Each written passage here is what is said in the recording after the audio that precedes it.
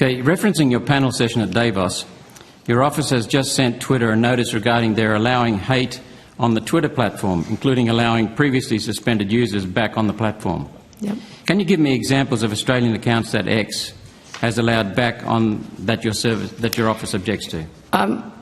Well, so the online hate notice looked at the range of trust and safety governance steps that they had taken, including firing 80% of their safety engineers, more than half of their content moderators, and 80% of their public policy personnel, so the people that actually look after the safety.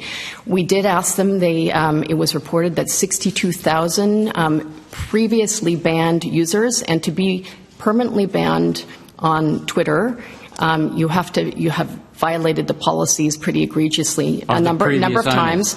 So we asked them the question, and they responded. When we asked about the 62,000, they responded with 6,100. We assumed that meant they reinstated 6,100 previously banned Australian accounts. Which wasn't in the manner and form of the notice and the question in which we asked them. But they didn't name what those specific ones were, but they did tell us that there are no additional safety provisions, even though they have been permanently banned for online hate in some cases. It seems to me, Ms. Grant, that you're assuming the previous bans were in order. Have you explored those previous bans before coming to that judgment?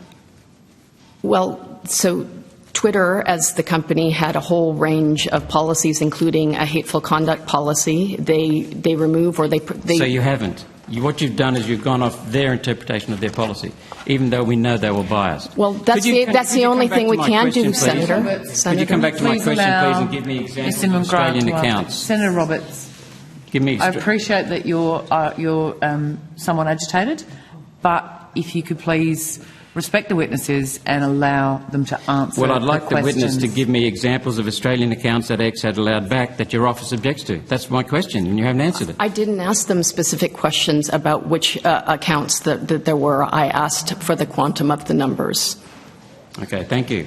So, are you setting yourself up as an arbiter of what should and should not be seen online?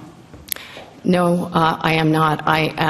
I've been designated by the government to serve as the eSafety Commissioner and remediate harms of online individuals that have experienced online abuse, and in most cases have reported that abuse to the platform. The platform hasn't enforced their terms of policy, so we are there as a safety net or a backstop to help remediate that harm. Thank you. Your remarks included this comment, quote, "There are lots of different tools in the toolbox we'll be using," end of quote. What are those tools? Under what explicit power do you possess them, and who supervises how you use them? Well, all our powers are designated under the Online Safety Act. We have a range of complaints schemes that deal with youth-based cyberbullying, image-based abuse, adult cyber abuse, and the online content scheme. And then we have systems and process powers under the basic online safety expectations. And we have now 6 codes registered and 2 standards that we're working on. So those are the primary tools. Thank you. Who supervises how you use them? Who assesses whether or not you're being effective or overextending?